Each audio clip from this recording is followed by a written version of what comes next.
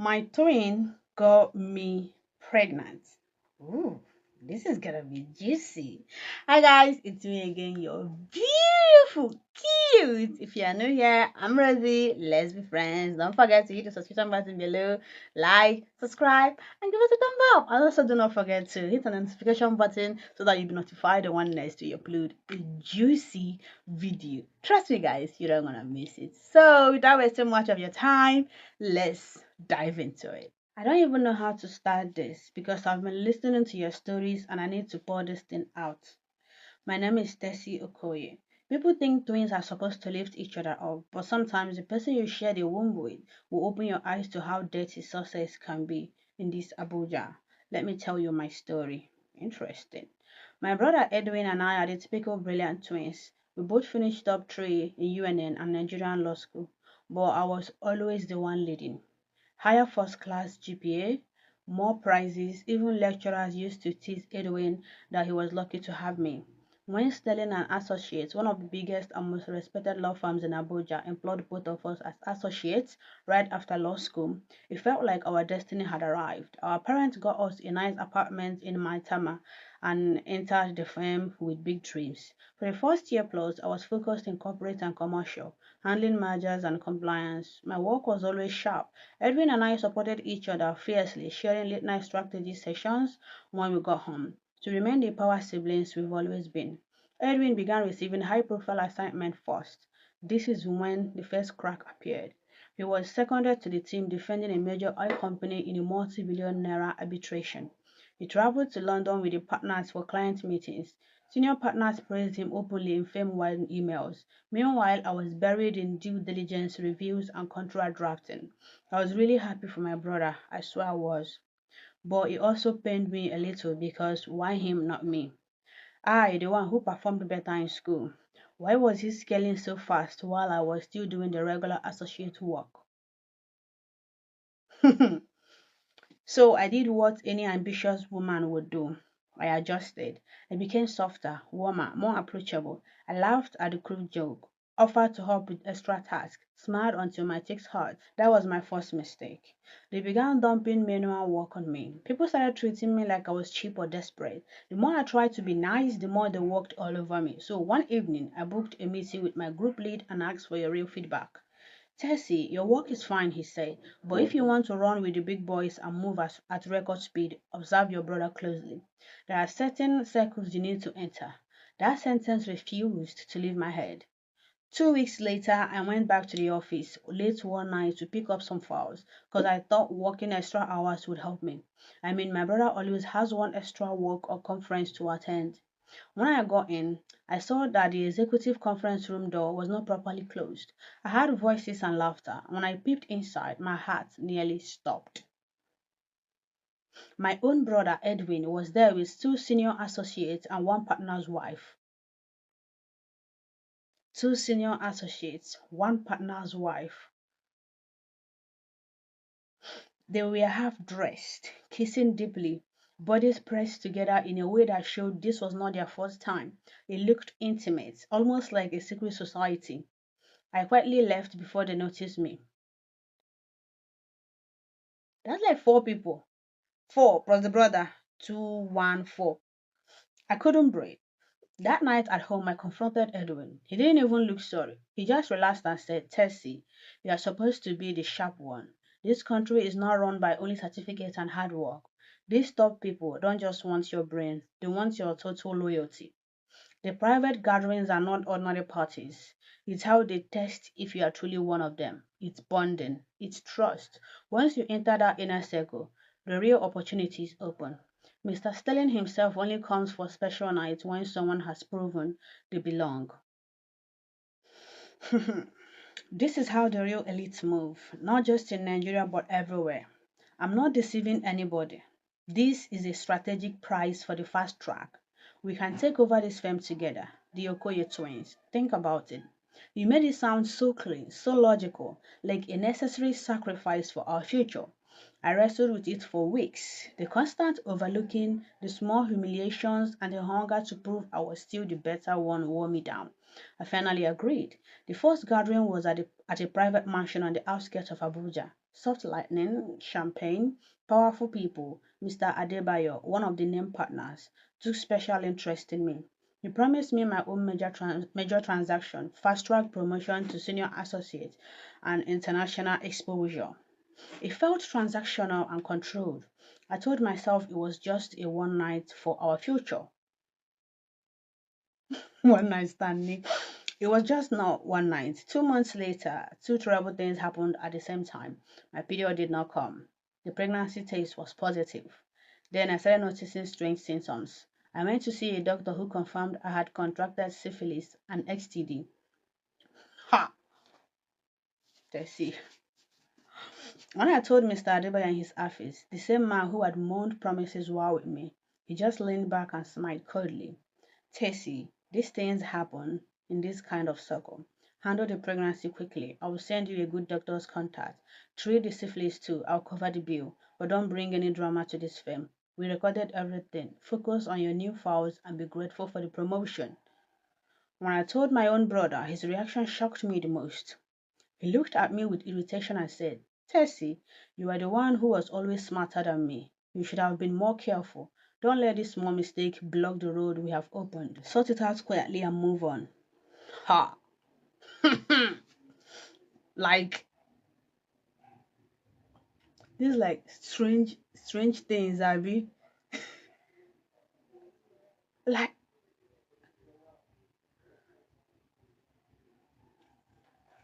let's keep going.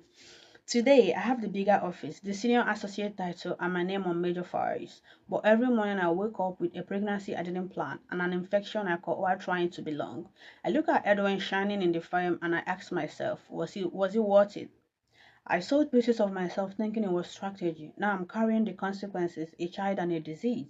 While the same people who used me are moving on like nothing happened. I don't even know what to do next. What if I lose myself while trying to get rid of the baby? Even worse, I've already lost my soul. I can't bear a child because I believe abortion is murder. Maybe someone listening to this can advise me.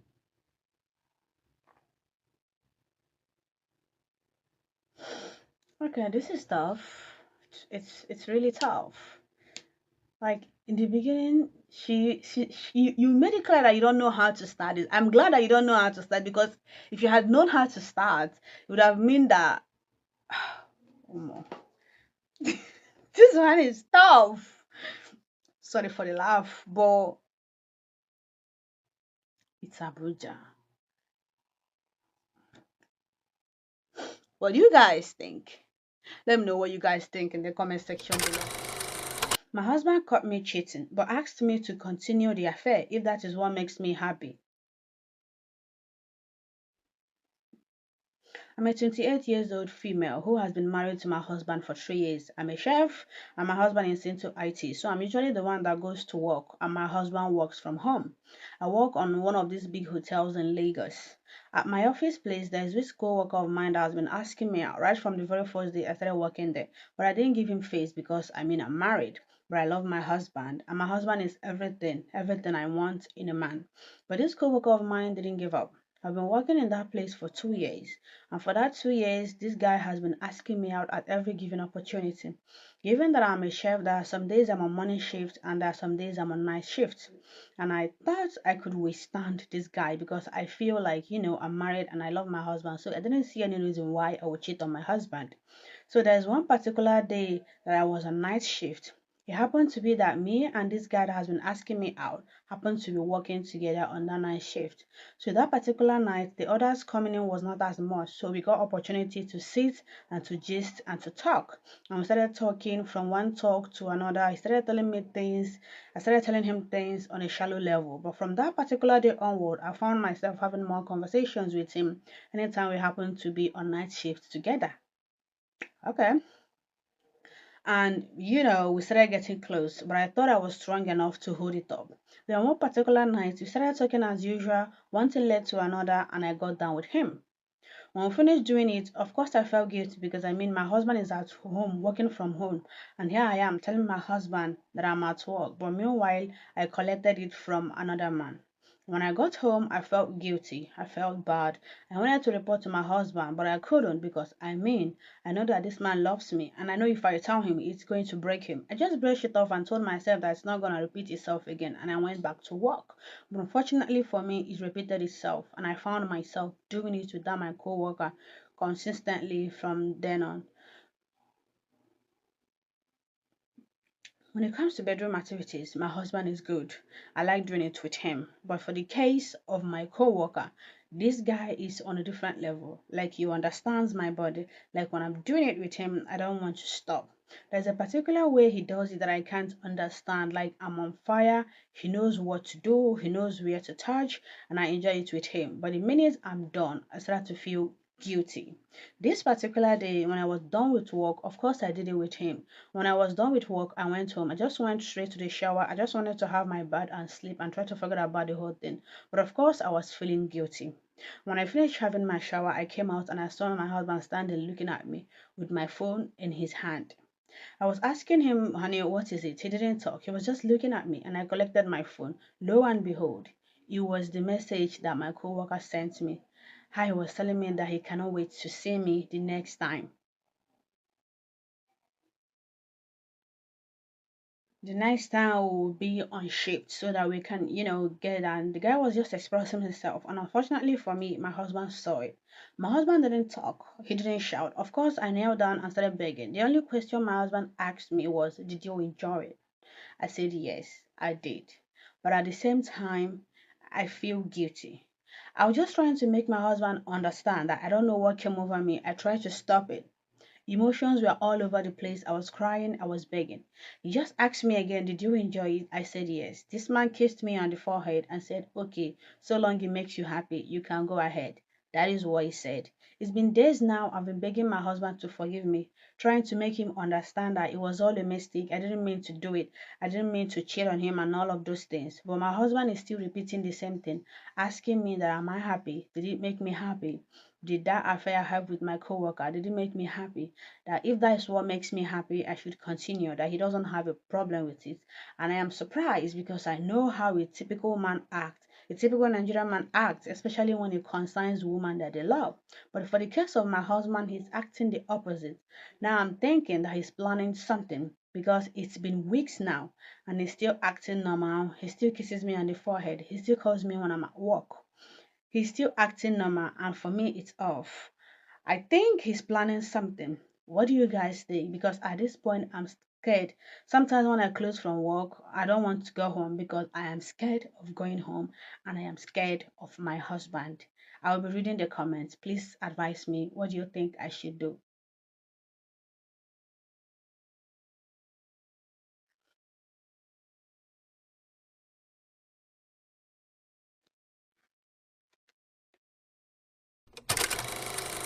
I'm in court presently with my priest. Please, all Christians should bear with me. I'm Esther. Ah, this one go far. Oh. Esther, the way you're moving, this one go far. Why did I ask why did you take your priest to court? Which people you this is Catholic people that use priest, right? Now let's get into it. My husband and I got married in 2014. Ooh, Esther is a mommy. Interesting. Okay. I was still young, 22 back then. Okay. Our pastor then did marriage counseling for my husband and we made a promise to not separate no matter what. And this is because we loved each other and it was seeming as though nothing could ever come in between us. We told the pastor this and we pledged using the Bible till death do us part. As usual, I mean, that always happens, right? Oh, do you guys promise not to separate? We told the pastor this and we pledged using the Bible to death do us part. This was in my pastor's office. Then on the wedding day, another vow was done for the public at our church wedding. As a seal and appreciation, we bought our pastor a Highlander. Ooh! Okay, okay. Which he still drives till today. Since 2014. Another person never marry, get another Highlander. My husband is a travel tour guide and he flies around. I wasn't in support when he wanted to change his career path around 2018. He started talking me into it. He travels twice a month for 12 days each. How many days are in a month? Spends like 5 days with us at home. Mind you, we have 4 kids. Oh, okay, that's a lot. I'm going through a lot. I'm going through a lot. I mean, like, we planned three, but marriage and all. Yeah, everyone knows. I'm not married though, but I get what you're saying. I have to deal with all the kids alone. I'm not complaining, but because of the scripture on marriage, I told my husband I was not in support, but he said he needed to provide and I should just do my part of the marriage and he'd want us to be retired by 40 years. Good plan. So he wants to put in the work right now and hustle at his youth. During the summer of 2022, he took the whole family to USA and we spent the month. In that month of vacation, he still traveled though. I wasn't even angry, but I mean, yeah, how are you supposed to be angry? You're in the US. But I hung out for sighting, seeing, and spent time outside in bars and coffee shops. I was feeling really dizzy one time after walking around. I tried to get a cab but couldn't get up from my chair at the shop I was. So a Nigerian saw me. He knew I was Nigerian. I decided to know what was wrong. He helped me up and asked me how to get to my home. I told him I was visiting. We went to the hotel. He met my kids and laid me well. Okay. Okay. And so it starts. It always starts somewhere. He dialed his number from my phone so he could reach me and check on me. Okay, so like he put his own number on her phone, on your phone, and then like call you. Got it. The next day, my husband got back and we had to rush back to Nigeria. We got back and my husband traveled back on a third job. A week later, the guy I met texted me and asked if I was okay. I said yes, and he asked if he could come and check on me.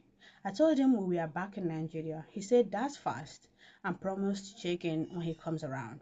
So we just kept texting cool up until 2024. Nothing special, just two chill friends and bonding because my husband was trying to make us retire by 40. 2024 December, he came to Nigeria and my husband was having December gigs back to back. We hung out on Christmas, me and the US guy, and we met at the lounge of the hotel he lodged.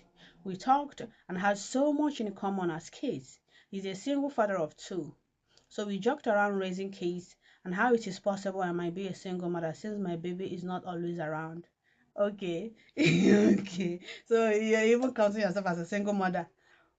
As a joke? I mean, it's a joke. No hard feelings. We decided to check some of the places he wanted to visit on his laptop. That was how he ended up in his room to check. Esther, your way is not straight. I will not lie. Your way is not straight. Like, that was how he ended up in his room to check. And we mistakenly had XEX. Ah. So he just flew on top of you. Or maybe you hit your leg and fell and then he fall on top of you. Kerewa. Sorry for the laugh, but it's funny, but it's not funny. Mother of God. Right. When it happened, I rushed home and tried to scrub myself, even to my inside. But I couldn't scrub myself clean. I felt very bad, but I chose to just keep it and ask God for forgiveness. 2025 January, I figured I was pregnant. Ooh!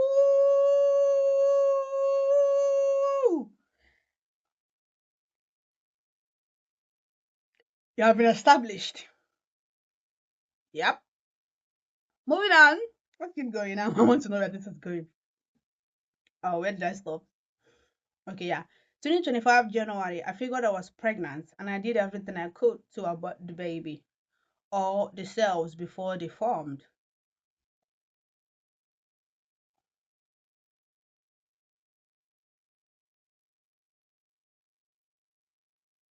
So, according to science, yeah, in case you don't understand the cells that she used there. So for a month, between the months of 12 weeks, I think 12 weeks is not just 12 months, like 12 weeks, the first 12 weeks, until it becomes an actual zygote, it's usually cells.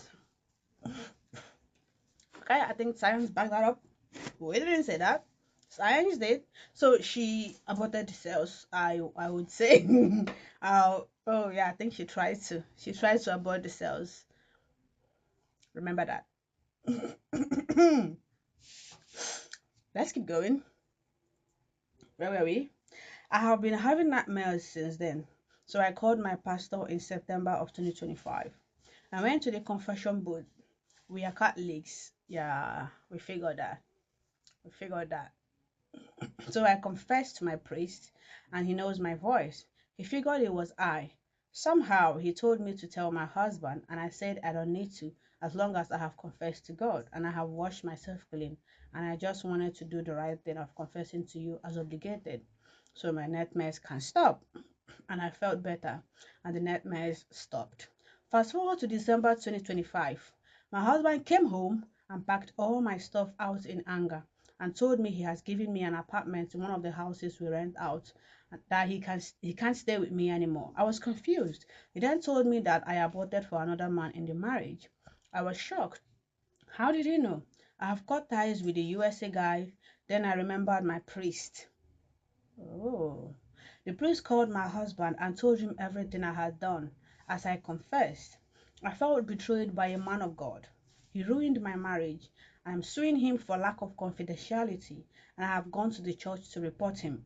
They have told him to step down till this case is resolved. We are still in court, and I'm waiting to ruin his life too. I don't know if I'm overreacting, but I definitely don't deserve him ruining my marriage for me. Thank you, Rosie. Please let me know what you think and how much I should be suing for. Girl, you can't ask me that. You can't. You can't ask me that. What do you mean how much you'll be suing? Okay, first thing first, I'm not a supporter of infidelity. But girl, you ruined your marriage with your own hands. No one did it for you. Okay? Now, was the priest right? No. Like, what do you mean? It's just like a therapist, right? Like, you are sworn to keep certain things to yourself. If it's like a murder case going on, before a therapist can divert certain things, it has to be like the case is already like this. As a matter of fact, when you are under an oath, you've already talked to the lawyer about the things you are supposed to share. They are sworn secrecy. So as a priest, you're also sworn to secrecy, or you're not supposed to tell anybody. So yes, Esther, you are right to sue him. I don't know how much you want to collect, but don't ask me about that. That doesn't concern him. But just sue him so that you will feel better. Because all of this is just for you to feel better. I mean, you spoil my life. I want to spoil your life. So, but just sue him so you feel better. But you ruined your marriage. Mm, yeah. That's all I have to say. But for the priest, now let's go back to the priest. You know, I have nothing else to tell that priest. I don't know, but what do you guys think? What do you guys think? Let me know what you guys think in the comment section below. Thanks for watching. Bye. And don't forget, subscribe.